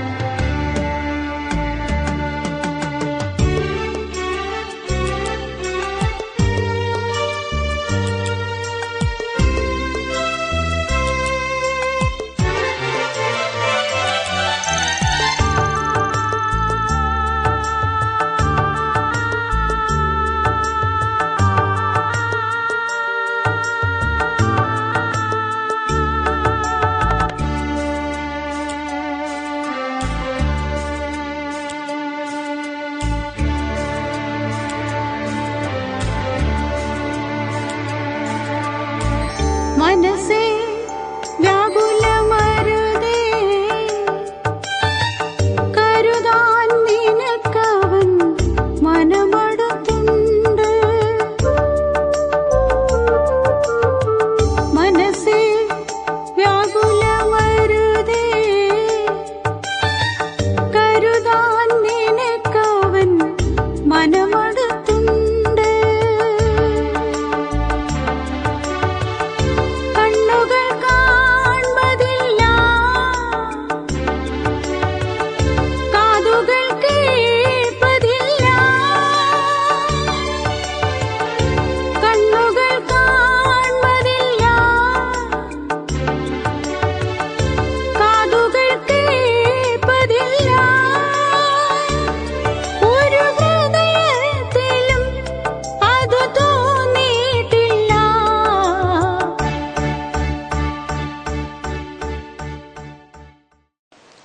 മനസ്സുറക്കുമ്പോൾ പ്രോഗ്രാമിലേക്ക് സ്വാഗതം. കഴിഞ്ഞ എപ്പിസോഡിൽ നമ്മോട് തന്റെ അനുഭവം പങ്കുവച്ച വടക്കാഞ്ചേരിയിലെ മയൂരി ബ്യൂട്ടി പാർലറിന്റെ ഓണറായ പ്രേമിയാണ് ഇന്ന് തുടർന്ന് നമ്മളോട് അനുഭവം പങ്കുവെക്കുന്നത്. അതിനായി തന്നെ ക്ഷണിച്ചുകൊള്ളുന്നു. പറഞ്ഞാട്ടെ. അങ്ങനെ സ്നാനപ്പെട്ടതിന് ശേഷം വീണ്ടും ഞങ്ങള് അവസ്ഥ വന്നു. സ്നാനപ്പെട്ട ശേഷം കഷ്ടങ്ങളൊന്നും കാണത്തില്ല എന്നൊരു പ്രതീക്ഷയിലായിരുന്നു. അതെ അതെ. പക്ഷെ എന്ത് സംഭവിച്ചു പറഞ്ഞാട്ടെ. അതിനുശേഷം ഇതിനു മുന്നേ ഒന്നും ഞാനൊരു ഡോക്ടറെ അടുത്ത് പോകുക, എനിക്ക് രോഗസംബന്ധമായ ഒരു കാര്യങ്ങളും ഉണ്ടായിരുന്നില്ല. അങ്ങനെ എനിക്കൊരു സുഹൃത്തിന്റെ ഡോക്ടറും കൂടിയായിരുന്നു. അപ്പൊ എന്ത് പ്രശ്നം ചിലപ്പോ വല്ല ഉറക്കമില്ലായ്മ അങ്ങനെ ഒരു ക്ഷീണം വന്നാൽ മാത്രം, അങ്ങനെ പ്രത്യേകമായിട്ട് എനിക്ക് യാതൊരു തരത്തിലും അസുഖങ്ങളൊന്നും കാണപ്പെട്ടിരുന്നില്ല. ജനുവരിയില് സ്നാനപ്പെട്ടു. അതിന്റെ പിറ്റത്തെ മാസം എനിക്ക് എന്റെ ഇടത് ഭാഗത്ത് ഞാൻ വെറുതെ ഒന്ന് ടച്ച് ചെയ്ത് നോക്കിയപ്പോ ഒരു ഇത്രയും ചെറിയൊരു മുഴുപ്പില് ഒരു ചെറുനാരങ്ങ ലെമൺ അത്രയും മുഴുപ്പില് ഒരു മുഴ കണ്ടു. കാര്യമാക്കില്ല, വേദനയില്ലായിരുന്നു. ഞാനത് സാരമില്ല എന്നുള്ള ധാരണയിൽ കിടന്നു. പക്ഷെ ഒരാഴ്ച കഴിഞ്ഞപ്പോ വീണ്ടും അത് എന്നോട് വീണ്ടും ഒന്ന് തൊട്ടു നോക്കാനുള്ള ഒരു പ്രേരണ ഉണ്ടായിരുന്നു. അപ്പൊ ഞാൻ എന്റെ ഒരിക്കലും ജോലിക്കാരായിട്ടല്ല കണ്ടിരുന്നത്, എന്റെ സ്വന്തം സഹോദരിമാരെ പോലെയാണ് ഞങ്ങളുടെ സംസാരം എല്ലാം വരുന്നത്. എന്നോട് പറഞ്ഞു, എന്റെ എന്തറിയില്ല ഇടത് ഭാഗത്ത് ഒരു മുഴ കാണുന്നുണ്ട്, സാധാരണ ഒരു ചെറുനാരങ്ങ മുഴുപ്പിലാണ് കാണുന്നത്. അവർ പെട്ടെന്ന് പറഞ്ഞു, ആന്റി വേഗം പോയി ഡോക്ടറെ കാണാം, നമുക്ക് ഡോക്ടർ ഉണ്ടല്ലോ, ഒന്ന് പോയി കാണുന്നതിൽ വിരോധമില്ല ഒന്ന്. പിന്നെ അത് സാരമില്ല പോകും എന്നുള്ളൊരു ധാരണയായിരുന്നു എനിക്ക്. പക്ഷെ വീണ്ടും എന്നോട് അത് ഒന്ന് പോയി കാണണം എന്നുള്ളൊരു പ്രേരണ ഉള്ളിൽ നിന്ന്. ഇതിനു മുന്നേ അങ്ങനെ ഒരു പ്രേരണകളൊന്നും എന്റെ മനസ്സിനകത്ത് വരാറില്ല. ഈ പ്രേരണ എന്ന് പറഞ്ഞാൽ ദൈവത്തിന്റെ പരിശുദ്ധാത്മാവ് തരുന്നതാണ് ഈ പ്രേരണ. അപ്പൊ ഞാൻ പോയി ഡോക്ടറെ കാണിച്ചു കഴിഞ്ഞപ്പോ ഡോക്ടർ ഹസ്ബൻഡ് സർജനാണ്. അപ്പൊ എന്നോട് പറഞ്ഞു, പ്രിമി ഡോക്ടർ വരട്ടെ, നമുക്ക് എനിക്കിത് നോക്കാൻ പറ്റില്ല, എന്തായാലും ഡോക്ടർ വന്നിട്ട് നോക്കാം. വന്നു കഴിഞ്ഞ് ഞങ്ങൾ നോക്കി കഴിഞ്ഞപ്പോൾ ഉടനെ തന്നെ നമുക്കിത് ഓപ്പറേഷൻ ചെയ്യണം, ഒട്ടും താമസം ഇല്ല. അപ്പൊ എനിക്ക് ആരും ഇല്ലല്ലോ, എന്റെ അടുത്ത് ആരും ഇല്ല, അതിന് പ്രേമി വിഷമിക്കേണ്ട, നമുക്ക് പെട്ടെന്ന് ചെയ്യാം. അടുത്ത് തന്നെ ഹോസ്പിറ്റലിനടുത്താണ് ബ്യൂട്ടി പാർലർ. അങ്ങനെ ശരി, നിങ്ങൾ എന്റെ അടുത്തുണ്ടല്ലോ, എനിക്ക് പേടിക്കാനില്ല എന്നുള്ള ധൈര്യത്തിൽ ഞാൻ ഇരുന്നു. പക്ഷെ ഡോക്ടറെ ബ്ലഡ് ടെസ്റ്റ് ചെയ്യാൻ പറഞ്ഞപ്പോ ബ്ലഡിന്റെ ഹീമോഗ്ലോബിൻ 7 തികച്ചില്ല, 6 അത്രയേ ഉള്ളൂ, വളരെ കുറവ്. അപ്പൊ ഡോക്ടർ പറഞ്ഞു, പ്രിമി ഇത് ഇന്ന് ചെയ്യാൻ പറ്റില്ല, ഒരു 3 കുപ്പി ബ്ലഡെങ്കിലും വേണം, 2 കുപ്പി മതി, എന്നാലും ഒരു കുപ്പി കൂടി നമ്മൾ കരുതിയിരിക്കണം. ഞാൻ ഒരിക്കലും സാധിക്കില്ല, എന്റെ ശരീരത്ത് വേറെ ആരുടെയും ബ്ലഡ് കയറ്റുന്നത് എനിക്കിഷ്ടമല്ല. എന്റെ കർത്താവ് എനിക്ക് വേണ്ടി ക്രൂശിൽ കിടന്ന രക്തം വാർത്തത്. അപ്പൊ ഞാൻ അറിയുന്നത് എന്റെ ശരീരത്തിൽ കൂടി ആ രക്തം എങ്ങനെ ഉള്ളതുപോലെ ഇങ്ങനെ വരുന്ന പോലെ എനിക്കൊരു അനുഭവം തോന്നലായിരിക്കാം, പക്ഷെ അത് ഞാനത് അനുഭവിച്ചു എന്നുള്ളതാണ് സത്യം. അത് കഴിഞ്ഞപ്പോ ഡോക്ടർ ഞാൻ എന്ത് പറഞ്ഞാലും കേൾക്കില്ല എന്നുള്ളതൊരു ധാരണ ഉണ്ടായിരുന്നു ഡോക്ടർക്ക്. അപ്പൊ പറഞ്ഞു, ബയോപ്സി ചെയ്യാം, നമുക്ക് നോക്കാം എങ്ങനെയാന്നുള്ളത്. ഞാൻ ഏതൊരു പ്രാവശ്യം, ദൈവമേ ഒരിക്കലും ഒരാളുടെയും രക്തം എന്റെ ശരീരത്തിൽ കയറ്റരുത്, എന്നെ സ്നേഹിക്കുന്നുണ്ടെങ്കിൽ, ഞാൻ ദൈവത്തിന്റെ മോളാണെങ്കിൽ, അങ്ങനെ ഞാൻ വളരെ കുഞ്ഞിനെ പോലെ ഞാൻ ദൈവത്തിനോട് സംസാരിക്കും. ഞാൻ ഇത്ര വലിയ ശരീരമാണെങ്കിലും എന്റെ ദൈവത്തിന്റെ അടുത്ത് ഞാൻ ചെറിയൊരു കുഞ്ഞിനെ പോലെ സംസാരിക്കും. അതെനിക്കൊരു സന്തോഷമുള്ള കാര്യമാണ്. അപ്പൊ ഞാൻ പറഞ്ഞു, ഒരാളുടെയും ബ്ലഡ് എന്റെ ശരീരത്തിൽ കയറ്റരുത്. പിന്നെ സാമ്പത്തികമായിട്ടാണെങ്കിലും ആരെങ്കിലും എന്നെ സാമ്പത്തികം എങ്ങനെ നോക്കാം, എന്തിനും ഇരുന്നാലും എന്നെ സഹായിക്കാൻ വേറൊരാളൊരു അടുത്ത് നിൽക്കാൻ, ചെറിയ മോളാണ്, അവളെ കൊണ്ട് ഇത് ചെയ്യാൻ സാധിക്കും. അങ്ങനെ പല ചിന്തകളും എന്റെ മനസ്സിനകത്ത് വന്നു. പറഞ്ഞു, ശരി ബയോപ്സി ചെയ്യാം എന്ന് ഞാൻ മരുമകനെ വിളിച്ചു, മോളുടെ ഭർത്താവിനെ വിളിച്ച് ഞാൻ പറഞ്ഞു, മോനെ എനിക്കിങ്ങനെ ഒരു സംഭവം ഉണ്ട്, ഇങ്ങനെ ബയോപ്സി ചെയ്യാൻ പോണം എന്നാ പറഞ്ഞപ്പോ മോൻ വിളിച്ചു പറഞ്ഞു, അമ്മ ഒന്നുകൊണ്ടും പേടിക്കണ്ട, ഞാൻ പ്രാർത്ഥിക്കാം, ഇവിടെ ഷിബിച്ചാരനോടും പറഞ്ഞ് ഇവിടെ ചർച്ച ചെയ്യാൻ പറയാം, പ്രാർത്ഥിക്കാം, ധൈര്യമായിട്ട് അമ്മ പൊക്കോളാൻ പറഞ്ഞു. അപ്പൊ ചെറിയ മോൾ ഹോസ്റ്റലിലാണ്, മോൾ ആ സമയത്ത് വീട്ടിൽ വന്നിരുന്നു. കാര്യം ഞങ്ങൾ അപ്പോഴും വീട്ടിനകത്ത് ഞാനും ഒരു മോളെ ഉള്ളെങ്കിലും കൂടെ ഉണ്ടായിരുന്നെങ്കിലും കൂടിയിട്ട് അപ്പോഴും വഴക്ക, ഞങ്ങൾ തമ്മിൽ പിന്നെയും ചേരാത്ത വിധത്തിലുള്ള പ്രശ്നങ്ങൾ തന്നെയായിരുന്നു. പക്ഷെ എന്നോട് അന്ന് പാസ്റ്റർ പറഞ്ഞിരുന്നു, പ്രശ്നങ്ങൾ ഉണ്ടായാലും അത് പ്രാർത്ഥിച്ചാൽ വിടുതൽ ലഭിക്കും എന്നുള്ള ഒരു മെസ്സേജ് എനിക്ക് കിട്ടിയതുകൊണ്ട് ഞാൻ അതിന് മുറുകെ പിടിച്ചു. പക്ഷെ ഞാൻ ഇതുവരെ പ്രാർത്ഥിച്ചു കഴിഞ്ഞപ്പോ എനിക്ക് അതൊന്നും കിട്ടിയതില്ല. പക്ഷെ ഇനി ഞാൻ പ്രാർത്ഥിച്ച ദൈവം എനിക്ക് തീർച്ചയായിട്ടും തരും എന്നുള്ളൊരു ധൈര്യം ഉണ്ടായിരുന്നു. അപ്പൊ മോൾക്കും വിഷമായി, തൊടുമ്പോ വേദനയില്ല. ബയോപ്സി ചെയ്യാൻ വേണ്ടി പോയി കഴിഞ്ഞപ്പോ ഞാൻ പ്രാർത്ഥിച്ചുകൊണ്ട് ഓരോ സ്റ്റെപ്പുകളും കയറിപ്പോയത്. ടേബിളിന്റെ മുകളിൽ കിടന്നു കഴിഞ്ഞിട്ട് ഡോക്ടർ വന്നപ്പോൾ പറഞ്ഞു, ഡോക്ടർ എനിക്ക് വേദനിക്കോ? തൃശ്ശൂര് ഒരു സുധർമ്മ ലാബ്, അവിടെയാണ് എനിക്ക് ടെസ്റ്റ് ചെയ്യാൻ വേണ്ടി പോയത്. പറഞ്ഞു ഇല്ല, ചെറിയൊരു വേദന ഉണ്ടാവുള്ളൂ പറഞ്ഞു. ഞാൻ കണ്ണടച്ച് കിടന്ന് പ്രാർത്ഥിച്ചു. അപ്പോഴും ഞാൻ യേശുവേ യേശുവേ എന്ന് മാത്രം ഞാൻ വിളിച്ചിരുന്നുള്ളൂ. വേറെ ഒന്നും എനിക്കൊരു നാണമൊന്നും തോന്നിയില്ല. ഒരു ഹിന്ദു ഡോക്ടറാണ്, അപ്പൊ എനിക്ക് ഒരു നാണം തോന്നിയില്ല. കാരണം അവരും കാണുന്നുണ്ടാവും ടേബിളിന് മുകളിൽ രോഗികളായി വരുന്നവരൊക്കെയും ദൈവത്തെ വിളിക്കുന്നവരായിരിക്കുന്നത്. പക്ഷെ ഞാൻ വിളിച്ചത് യേശുവിനെ മാത്രമേ വിളിച്ചു, വേറെ ആരെയും കൂട്ടിന് വിളിച്ചില്ല. യേശുവേ യേശുവേ എന്ന് വിളിച്ചു കഴിഞ്ഞപ്പോൾ ഞാൻ കാണുന്നത്, ഡോക്ടറാണ് എന്നോട് നോക്കിയിരുന്നെങ്കിലും ഞാൻ കാണുന്നൊരു പ്രകാശത്തില് 2 വിരലുകൾ എന്നെ ടച്ച് ഇതുപോലെ ഒരു അനുഭവം എനിക്ക് തോന്നി. പെട്ടെന്ന് തന്നെ ഡോക്ടറിനെ എഴുന്നേറ്റുള്ളൂ, ഇപ്പൊ അവിടെ നിന്ന് തൊട്ട് നോക്കാൻ പറഞ്ഞു. യേശു തൊട്ടാ പിന്നെ എന്ത് വേണം? തൊട്ട് നോക്കി കഴിഞ്ഞപ്പോ ആ മുഴായി എന്ന് പറഞ്ഞ ഒരു സാധനം, കാരണം നല്ലൊരു വലിപ്പം ഉണ്ടായിരുന്നു, അത് നിശേഷം അവിടെ ഇല്ലാതെ. അങ്ങനെ ഒരു സാധനം അവിടെ ഉണ്ടെന്ന് പോലും തോന്നുന്നില്ല.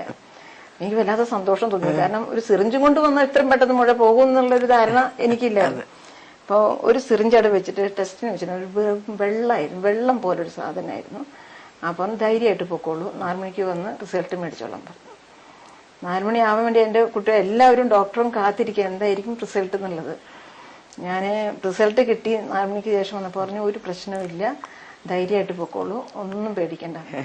ഇതാണ് പ്രശ്നത്തിൽ യേശു കടന്നു വരുമ്പോൾ വരുന്ന വ്യത്യാസം അല്ലേ? ഞങ്ങളെ കേൾക്കുന്ന പ്രേക്ഷകരോട് എനിക്ക് പറയാനുള്ള ഇതാണ്, പ്രശ്നം നമുക്ക് എല്ലാവർക്കും ഉണ്ടാകും. ഈ ലോകത്തിൽ ജഡത്തിലായിരിക്കുന്ന ഏവർക്കും, അത് വിശ്വാസിയോ അവിശ്വാസിയോ ആര് തന്നെയാണെങ്കിലും ലോകത്തിൽ എല്ലാവർക്കും രോഗം ഉണ്ടാകും. എന്നാൽ രോഗത്തിന്റെ മധ്യത്തിൽ ഓപ്പറേഷൻ തിയേറ്ററിലേക്ക് കടന്നു പോയപ്പോൾ താൻ കണ്ടത് 2 പ്രകാശത്തിന്റെ നടുവിൽ നിന്ന് 2 വിരൽ തന്നെ സ്പർശിക്കുന്ന കാഴ്ചയാണ്. അതാണ് ഒരു ദൈവവൈതലിനും അല്ലാത്തവർക്കും നമ്മളുടെ വ്യത്യാസം. പറഞ്ഞാട്ടെ. അതിനുശേഷം 1 മാസം കഴിഞ്ഞപ്പോൾ എന്നോട് മോളുടെ മദറിലോ എന്നോട് പറഞ്ഞു, അവര് നേഴ്സായിരുന്നു, പെൻഷനായി. അപ്പൊ അവര് പറഞ്ഞു അതെന്തായാലും അവിടെ ഇരിക്കുന്നത് ശരിയല്ല, അതിന്റെ ഒരു ഉറയുണ്ട്, അത് നമുക്ക് നീക്കം ചെയ്യുന്നത് നല്ലതാണ്, ഒട്ടും പേടിക്കാതെ ഞങ്ങൾ ഇവിടെ ഉണ്ടല്ലോ എന്നെല്ലാം പറഞ്ഞു. അപ്പോഴേ ഞാൻ പറഞ്ഞു, ദൈവമേ എന്റെ ശരീരത്ത് വേറൊരാരും കരം വെക്കണ്ട, ഞാൻ മുഴുവനായിട്ട് നിനക്ക് തന്നതാണല്ലോ, അപ്പൊ ഇനി ആരുടെയും സ്പർശനം എന്റെ ശരീരത്തിൽ വേണ്ട, അതെനിക്ക് തീരെ ഇഷ്ടമില്ലാത്തൊരു കാര്യമാണ്.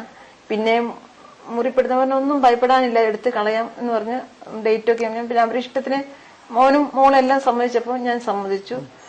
അങ്ങനെ ഞാൻ ഡേറ്റും ബുക്ക് റൂമും ബുക്ക് ചെയ്ത് കഴിഞ്ഞു. ആ പോകുന്നൊരു ദിവസമായപ്പോൾ ബ്ലഡ് ടെസ്റ്റ് ചെയ്യും. അപ്പോൾ ഞാൻ എൻ്റെ സുഹൃത്തായ ഡോക്ടറോട് പറയുകയും ചെയ്തു, എനിക്ക് തീരെ താല്പര്യമില്ല ഡോക്ടറെ, ഞാൻ എന്ത് ചെയ്യണം, എന്നെ അറിയാലോ.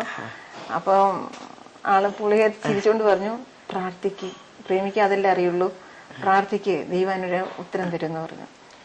അപ്പൊ ഞാൻ ബ്ലഡ് പോയി ടെസ്റ്റ് ചെയ്തപ്പോൾ 8 ആയിട്ടുള്ളൂ, നമ്പർ കൂടുന്നില്ല. അപ്പൊ എന്നോട് ഞാൻ പറഞ്ഞു 8 ആണ്. അപ്പൊ ഞാൻ എന്ത് ചെയ്യണം? ഒരിക്കലും അതിൽ ചെയ്യാൻ പറ്റില്ല, പ്രേമി വിളിച്ചു പറയൂ ഡോക്ടർക്ക്. 3 മണി വേണാട്ടിന് 3 മണിക്കാണ് വടക്കാഞ്ചേരിയിലുള്ള ട്രെയിൻ, അതിന് പോകണം. അന്ന് രാത്രി അവിടെ കിടന്ന് പിറ്റേ ദിവസം രാവിലെ എല്ലാം തയ്യാറായി കഴിഞ്ഞു. അങ്ങനെ രാവിലെ ഞാൻ ഡോക്ടർക്ക് ഒരു 2 മണി കഴിഞ്ഞപ്പോൾ ഞാൻ ഡോക്ടർക്ക് വിളിച്ച് കിട്ടുന്നില്ല. ദൈവം ഇനി ട്രെയിൻ പോകും, ഇനി എന്ത് ചെയ്യണം എന്ന് വെച്ചപ്പോൾ പെട്ടെന്ന് വിളിച്ചപ്പോൾ കിട്ടിയപ്പോൾ പറഞ്ഞു, ബ്ലഡ് ഇത്രയാണ്, HP ഇങ്ങനെ വന്നിരിക്കണമല്ലോ, എന്താ പറയുമ്പോൾ ഒരിക്കലും സാധിക്കില്ല, അത് സാരമില്ല, നമുക്ക് വേറെ എപ്പോഴെങ്കിലും ചെയ്യാവുന്ന കാര്യമുള്ളൂ പറഞ്ഞു. ഞാൻ സന്തോഷിച്ചു. ഉടനെ മോനെ വിളിച്ചു പറഞ്ഞു, ഞാൻ എന്തായാലും ഇനി ഇത് ചെയ്യാൻ ഇന്ന് വരുന്നില്ല. പക്ഷെ പിന്നീട് എനിക്ക് അതിന്റെ ഒരു അനുഭവം വന്നില്ല. ദൈവം സൗഖ്യമാക്കിയത് പിന്നെ അവിടെ സൗഖ്യമായി, അതെടുത്ത് കളയേണ്ട ഒരു അവസ്ഥ വന്നില്ല. പിന്നെ ചെറുതായിട്ട് ഒന്ന് വന്നാലും അങ്ങനെ ഉണ്ടായ ചെറുതായിട്ട് ഒരു ഇച്ചിരി ലിക്വിഡ് പോലെ വന്നെങ്കിലും കൂടിയിട്ട് അത് എന്നെ സാരമായിട്ടൊന്നും ബാധിച്ചില്ല. വീണ്ടും ഒരു 2 മാസം കഴിഞ്ഞപ്പോ എനിക്ക് വേറൊരു തരത്തില് ഒരാക്രമണം. അതെന്താന്ന് പറയാലോ, എന്താ ആരുടെ ആക്രമണം? പിശാചിന്റെ തന്നെ ഒരു നമ്മളെ പരീക്ഷിക്കുകയാണ്, നമ്മളെ വേദനിപ്പിക്കുക, നമ്മളെ ഈ യേശുവിനോട് അടുക്കും തോറും നമ്മളെ പിന്നോട്ട് വലിക്കുന്ന. അപ്പൊ എനിക്ക് ഇങ്ങനെയുള്ള ഒരു അവസ്ഥയെല്ലാം വന്നപ്പോ എനിക്ക് ഒരു ആളുകളോട് പറയാൻ പേടിയായിരുന്നു. കാരണം സഭയിൽ നിന്ന് ഒരു ചെറിയൊരു സംസാരം കേട്ടു, അവള് യേശുവിനെ സ്വീകരിക്കാൻ പോയതല്ലേ, അപ്പൊ ആ ഒരു നാണക്കേട്, ഇങ്ങനെ രോഗം വന്ന് ഇതൊരു അസുഖമല്ലേ, വീട്ടുകാരാണെങ്കിലും എന്തെല്ലാം പറയുന്നുള്ളൊരു വിഷമം എനിക്കുണ്ടായിരുന്നു. അപ്പൊ ഞാൻ പറഞ്ഞത്, ദൈവമേ മറ്റുള്ളവരുടെ മുന്നിൽ ലജ്ജിക്കാൻ ഇടവരുത്തല്ലേ, ഇങ്ങനെ ഒരു അസുഖമായിട്ട് ഞാൻ കിടക്കുക എന്ന് അറിഞ്ഞാൽ അത് പലരും എന്നെ കളിയാക്കും, ഞാൻ നിന്നെ സ്വീകരിച്ചതാ, എനിക്ക് ഇതിന്റെ പേരിൽ ഒരു അനർത്ഥവും നാണക്കേടും വരത്തില്ല അപ്പ എന്ന് ഞാൻ പ്രാർത്ഥിച്ചു. ഇല്ല, കർത്താവിന്റെ വചനം വ്യക്തമായി പറയുന്നില്ലേ, ലോകത്തിൽ നിങ്ങൾക്ക് കഷ്ടമുണ്ട് അല്ലേ? യേശുവിന് സ്നാനത്തിന്റെ ആവശ്യമേ ഇല്ലായിരുന്നു. എന്നാൽ യോഹന്നാൻ സ്നാപകനോട് പറഞ്ഞു, ഇങ്ങനെ സകല നീതിയും നിവർത്തിക്കുന്നത് ഉചിതം എന്ന് പറഞ്ഞുകൊണ്ട് കർത്താവ് യോഹന്നാന്റെ കൈക്കിൽ സ്നാനപ്പെട്ടു. സ്നാനം കഴിഞ്ഞ് കർത്താവ് ഇങ്ങോട്ടാ പോയ, മരുഭൂമിയിലേക്ക് കടന്നുപോയി. പിന്നെ ഒരു മരുഭൂമിയുടെ അവസ്ഥയാ. അത് കഴിഞ്ഞപ്പോൾ അവിടെ നാം വായിക്കുന്നത് ഇങ്ങനെയാണ്, പിശാച് വന്നു യേശുവിനെ പരീക്ഷിക്കാൻ. പിന്നെ പ്രേമിയെ പരീക്ഷിക്കാൻ വരത്തില്ലേ? പക്ഷെ യേശുവിനെ പരീക്ഷിക്കാൻ വന്നപ്പോൾ യേശു ദൈവ വചനം കൊണ്ട് പിശാചിനെ ജയിച്ചു. അവിടെയാണ് നമ്മുടെ വിജയം. നമുക്ക് നമ്മുടെ ജീവിതങ്ങളിലും ഇപ്പൊ ഞങ്ങളെ കേൾക്കുന്ന പ്രേക്ഷകരോടും എനിക്ക് പറയാനുള്ള ഇതാണ്, നിങ്ങളിപ്പോൾ പുതിയതായി യേശുവിലേക്ക് വന്ന ഒരു വിശ്വാസിയായിരിക്കാം. നിങ്ങളും ഇത് തന്നെ ചിന്തിക്കുന്നുണ്ടായിരിക്കാം, ഞാൻ യേശുവിനെ അറിഞ്ഞ ശേഷം, ഞാൻ സ്നാനപ്പെട്ട ശേഷം ഞാൻ എന്തുകൊണ്ടാണ് ഈ പ്രശ്നങ്ങളിൽ കൂടെ കടന്നു പോകുന്നത്, എന്തിനാണ് എനിക്ക് പരീക്ഷണങ്ങൾ അടിക്കടിയായി വരുന്നത്? നിശ്ചയമായും നമ്മളെ ഒന്ന് ഉരച്ചു നോക്കുക. വിശ്വസിപ്പാൻ മാത്രമല്ല, കഷ്ടം സഹിപ്പാനും കൂടെ വരം നൽകിയിരിക്കുന്ന പറയുന്നേ. ഞാൻ പറയാറുണ്ട്, വിശ്വാസമാണ് കഷായത്തിന്റെ മേമ്പടിയാണ് ഈ വരം എന്ന് പറഞ്ഞാൽ കഷ്ടം സഹിക്കാനുള്ള വരം. അങ്ങനെയല്ലേ കർത്താവ് പറഞ്ഞു, കൂടെ സഹിച്ചാൽ കൂടെ വാഴാം. നിശ്ചയമായും നാം കർത്താവ് ഈ ലോകത്തിൽ അനേക കഷ്ടങ്ങൾ സഹിച്ചു. അങ്ങ് ഗുരുവിന് മീതെയല്ല ശിഷ്യൻ. നിശ്ചയമായും അങ്ങനെയാണ് കർത്താവ് നമ്മളെ ഒന്ന് നമ്മുടെ മാറ്റം ഉരച്ചു നോക്കുന്നത്. പറഞ്ഞാട്ടെ. അതിനുശേഷം 2 മാസക്കാലത്തോളം എനിക്ക് ബ്ലീഡിങ് ഉണ്ടായി. ബ്ലീഡിങ് ആയിരുന്നു. ഒരു നിമിഷം പോലും എനിക്ക് ഫ്രീ ആയിട്ട് ഇരിക്കാൻ ഒരു അവസ്ഥ ഉണ്ടായിരുന്നു. ട്രെയിനിലുള്ള യാത്ര ദിവസം അന്ന് ഞാൻ ആലുവയിലാണ് താമസം തുടങ്ങിയത്. അപ്പൊ ഞാൻ ഇതിനു മുന്നേ പറഞ്ഞു, എനിക്കൊരു പുതിയ ദേശം, പുതിയൊരു സഭ, പുതിയൊരു ജീവിതം എല്ലാം കൊണ്ട് എനിക്ക് വേണമെന്ന് ആഗ്രഹം ഉണ്ടായിരുന്നു. അത് ഞാൻ താമസിച്ച ചേലക്കരയിലെ വീട് വിൽപ്പന വന്നാലത്തെ പോലെ എല്ലാവർക്കും ഇഷ്ടപ്പെടും. വന്ന് പിന്നെ പറയാൻ പിന്നെ ആരും അങ്ങനെ 1 വർഷക്കാലം ആ വീട്, അപ്പൊ എല്ലാവരും കളിയാക്കി തുടങ്ങി, വീട് വിൽപ്പനയ്ക്ക് നടക്കുന്നില്ല എന്നുള്ളൊരു കളിയാക്കല്. ഞാൻ വെച്ചു, വീട്ടിലൊരു പുരുഷൻ ഉണ്ടായിരുന്നെങ്കിൽ എനിക്ക് ഈ അവസ്ഥ വരില്ലായിരുന്നു. കാരണം അവർ പലരായിട്ടും അന്വേഷിച്ചും എനിക്ക് ആരും ഇല്ലാത്തതിന്റെ പേരിൽ ഞാൻ ഒരു സ്ത്രീ എത്രത്തോളം ആരോടെല്ലാം പോയി ചോദിക്കും. പിന്നെ ഞാൻ ഈ വിഷയം വെച്ച് ആരും ചോദിക്കുമ്പോ എല്ലാവരും കളിയാക്കുന്നൊരു നോട്ടായിരുന്നു എന്നോട്. വീട് വിൽപ്പന എന്നൊരു കളിയാക്കുന്ന ഒരു പരിഹാസമായൊരു നോട്ടായിരുന്നു എനിക്ക്. ഞാൻ ദൈവത്തിന് പറഞ്ഞു, ദൈവമേ എനിക്ക് ഇങ്ങനെ ഒരു അവസ്ഥ, ഈ വീട് വിറ്റ് ഞാൻ ആഗ്രഹിച്ചതാണ്. പക്ഷെ ദൈവം അങ്ങനെ പെട്ടെന്ന് നമ്മൾ ചോദിച്ചാൽ തരൂ. നമ്മൾ ദൈവത്തിൽ നിന്ന് പ്രാപിച്ചെടുക്കണം. അതിനാണ് പ്രത്യേക ഒരു രുചിയുള്ളത് അല്ലേ? നിർത്തിയാണ് എന്നെ രുചിച്ചറിഞ്ഞ ഞാൻ രുചിച്ചറിഞ്ഞാ വന്നത്. പെട്ടെന്ന് കഴിച്ചത് അതിന്റെ സന്തോഷമല്ല. ഞാൻ ഓരോ അവസ്ഥയിൽ ദൈവം എന്നെ നിർത്തി അത് അനുഭവിച്ച് അതിന്റെ എല്ലാം ഞാൻ ശരിക്കും സ്വാദിഷ്ടമായൊരു ഭക്ഷണം കഴിക്കുന്നത് പോലെ ആ അനുഭവങ്ങൾ ഞാൻ ദൈവത്തിൽ തന്നെ പ്രാപിച്ചെടുത്തു. അങ്ങനെ വീട് വിൽപ്പനയായപ്പോ ഇതുപോലെ ദേവദാസൻ അന്ന് തന്നെ വന്ന് പ്രാർത്ഥിച്ച് പറഞ്ഞു. അപ്പൊ 2 മാസമായിട്ട് ഇത് ഇങ്ങനെ അനുഭവിച്ചുകൊണ്ടിരിക്കുന്നു. അപ്പൊ ഈ വീട് വിറ്റ് പോകണമെന്നുള്ളൊരു ആഗ്രഹമുണ്ട്. ആ സമയത്താണ് പെട്ടെന്ന് എന്റെ ഒരു വീട് വിൽപ്പനയുടെ കാര്യം വന്നു. അങ്ങനെയാണ് ഞാൻ ആലുവ താമസാക്കിയത്. അപ്പോഴാണ് എനിക്ക് ഈ ബ്ലീഡിങ് 2 മാസക്കാലം ഉണ്ടായത്. വടക്കാഞ്ചേരി നിൽക്കുമ്പോ സ്നാനപ്പെട്ടത് വടക്കാഞ്ചേരി വെച്ചിട്ട് അവിടുന്നാണ് എനിക്ക് ബ്രസ്റ്റിന്റെ പ്രശ്നം ഉണ്ടായത്. പിന്നെ ആലുവ വന്നത് വീട് വിറ്റിട്ടാണ് ഞാൻ വന്നത്. കാരണം പുതിയൊരു വീട് പണിയാനുള്ളൊരു അവസരം വന്നു. അപ്പൊ ആലുവ നിൽക്കുന്ന സമയത്ത് എനിക്ക് ദിവസം ആലുവയിൽ വടക്കാഞ്ചേരി പോയി ജോലി ചെയ്തിട്ട് വരാം. രാവിലെ പോകും, വൈകിട്ട് വരും.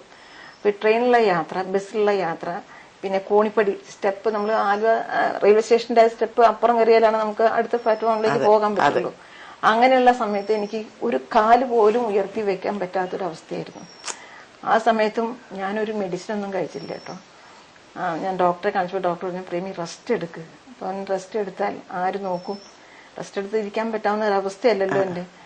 പറഞ്ഞു ശരി, എന്നാൽ ഞാൻ തരുന്ന മരുന്ന് കഴിക്കാൻ പറഞ്ഞു. 2 ദിവസം കഴിക്കും, പിന്നെ ഞാൻ കഴിക്കില്ല. അങ്ങനെ ഇപ്പോൾ ആലുവ താമസിക്കുന്ന ഒരു ദിവസം എനിക്ക് ശക്തമായ വേദന, എഴുന്നേക്കാൻ പോലും വയ്യ.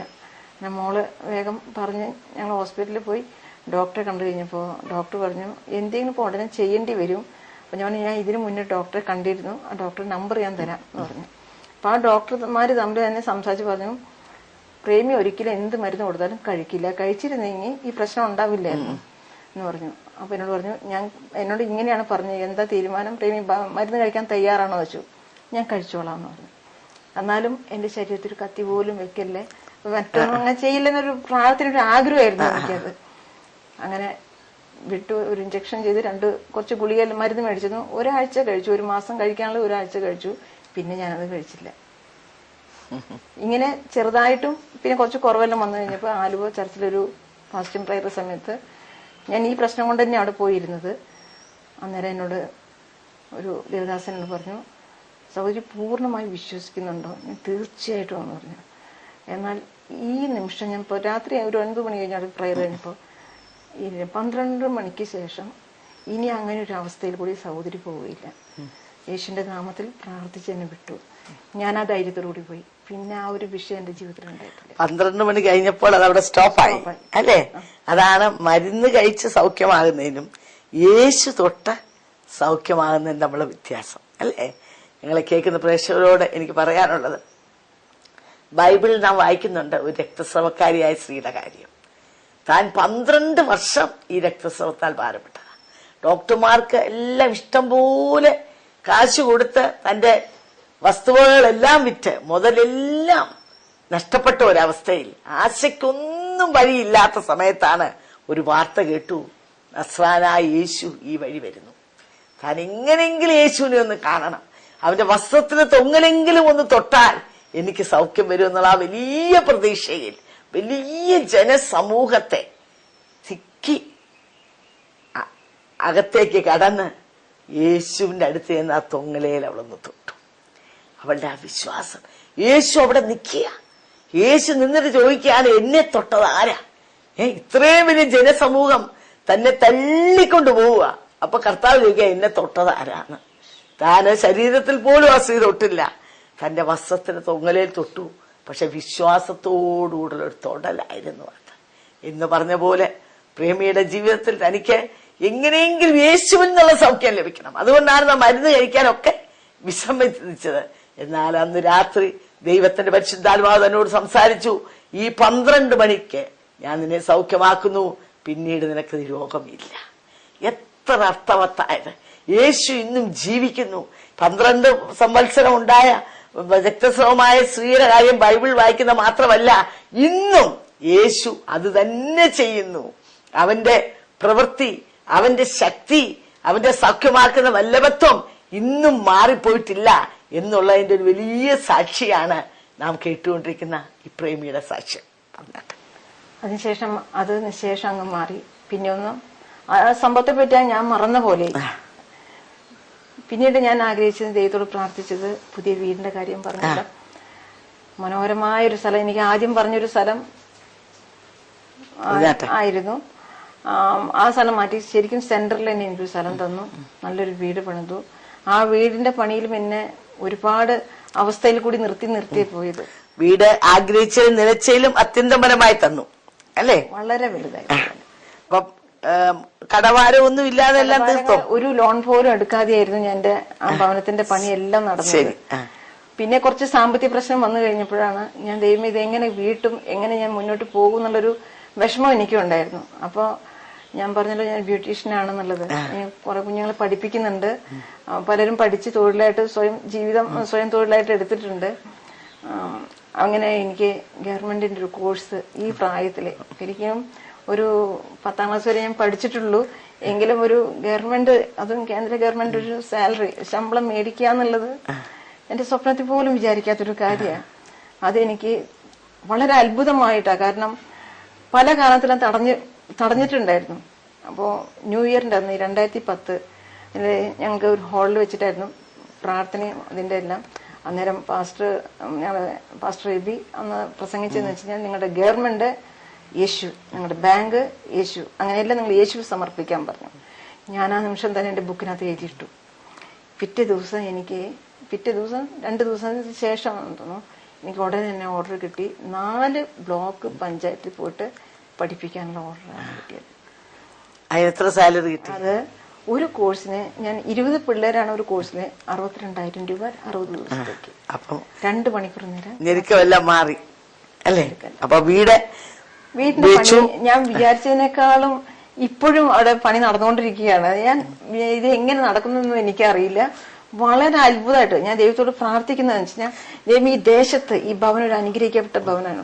ഞാൻ എന്റെ ദൈവത്തിനായിട്ട് തുറന്നിട്ടിരിക്കുക. എത്ര ബെഡ്റൂം ഉണ്ട്? Bedroom 4 bedroom. ഓക്കെ, അപ്പൊ നല്ലൊരു വീടാ അല്ലേ? വീട്ടു സാധനങ്ങളും കർത്താവ് തന്നോ? എന്നുവെച്ചാൽ പുതിയ വീട് മാത്രല്ല, പുതിയ ഫർണിച്ചറും പുതിയ എല്ലാ സാധനങ്ങളും എനിക്ക് ദൈവം പുതിയതെല്ലാം തന്നെ. അപ്പൊ ഇപ്പൊ എല്ലാം സന്തോഷമാണ് അല്ലേ? ഓക്കെ, ഞങ്ങളെ കേൾക്കുന്ന പ്രേക്ഷകര് ഈ അനുഗ്രഹിക്കപ്പെട്ട സാക്ഷ്യം കേട്ടുകൊണ്ടിരിക്കുകയാണല്ലോ.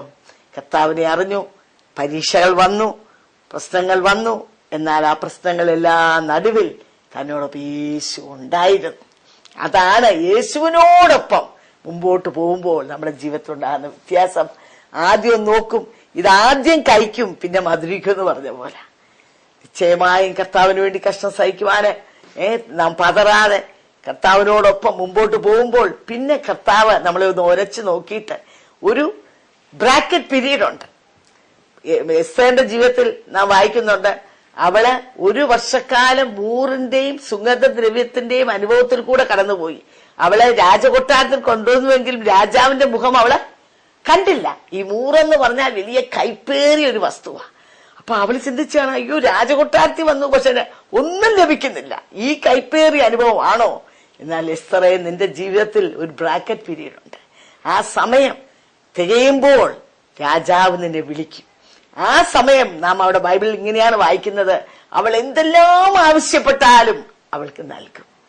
പിന്നീട് അവൾക്ക് അനുഗ്രഹമാണ്, രാജാവിന്റെ മുഖം അവൾ കാണുകയാ എന്ന് പറഞ്ഞതുപോലെ കർത്താവിനെ അറിഞ്ഞ് മുമ്പോട്ട് വന്ന് ഞെരുക്കങ്ങളെ, ബുദ്ധിമുട്ടുകളെ, പ്രയാസങ്ങളൊക്കെ നിങ്ങൾ കടന്നു പോകുന്ന വ്യക്തിയായിരിക്കാം.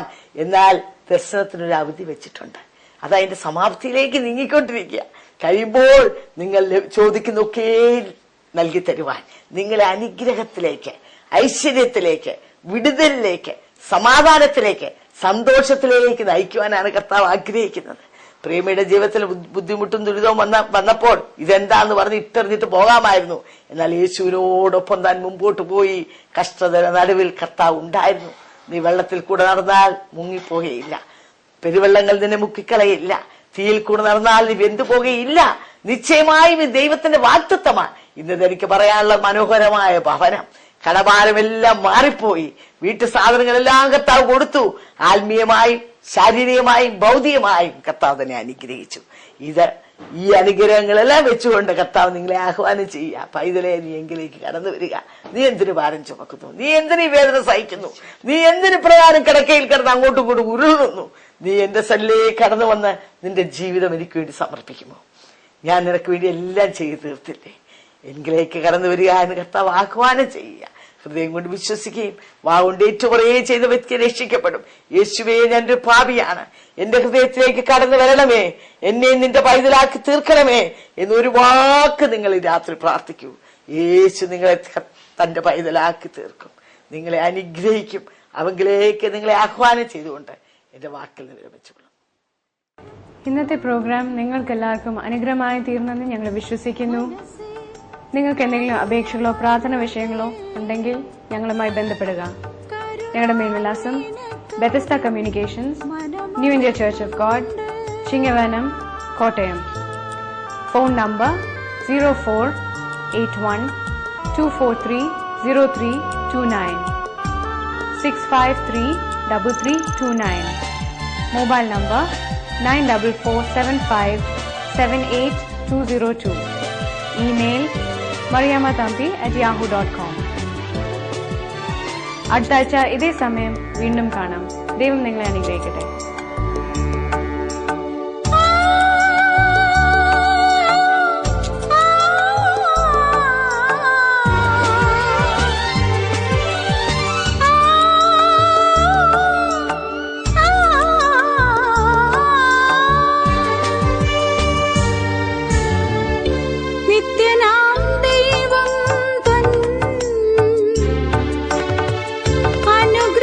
അനുഗ്രഹശാലകൾ